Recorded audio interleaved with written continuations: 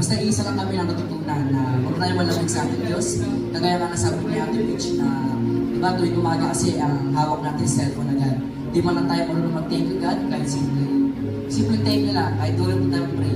Huwag natin pinplay yung sarili natin sa mga mahirap na bagay. So ito, short testimony lang.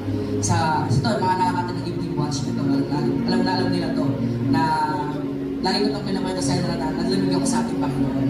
Dati araw-araw ako sa church Monday, Friday, yan, Saturday, Sunday na dito ako yan. Pero one time, one week ako wala, nadibago ako sa sarili ko.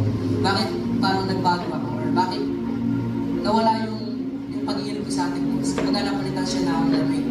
Kumbaga nga, so di ko na isa-isa yung mga grupo ko. Basta isa lang kami ang natutunan na huwag tayo malamig sa ating Diyos. Kagaya nga nasabi ni Ate Mitch na diba tuwing umaga kasi ang hawak natin cellphone agad. Di man lang tayo marunong mag-thank you God kahit simple thank you lang, kahit tulad po tayo pray. Huwag natin pinplay yung sarili natin sa mga mahirap na bagay. So ito, short testimony lang. Sa ito, mga nakakata ng evening watch nito, alam nila to, na lagi ko itong pinakwento sa inyo na naglamig ako sa ating Panginoon. Dati araw-araw ako sa church Monday, Friday, yan, Saturday, Sunday na dito ako yan. Pero one time, one week ako wala, nadibago ako sa sarili ko. Bakit parang nagbago ako? Or bakit nawala yung pag-iinip ko sa ating Diyos? Kumbaga napalitan siya ng lamig.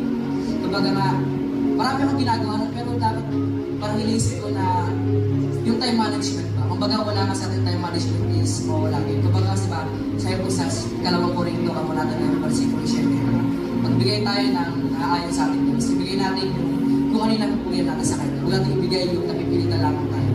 Kagaya nga po na example mo natin Mitch na umaga, kumbaga bibigyan po tayo ng 1 milyon. Bibigyan po tayo ng 1 milyon kapalit ng buhay natin. Diba hindi po natin tatanggapin yun? Diba pipili natin kung ano yung buhay natin? Kumbaga yung na isang buhay na po is worth more than 1 million pesos. Tama po ba?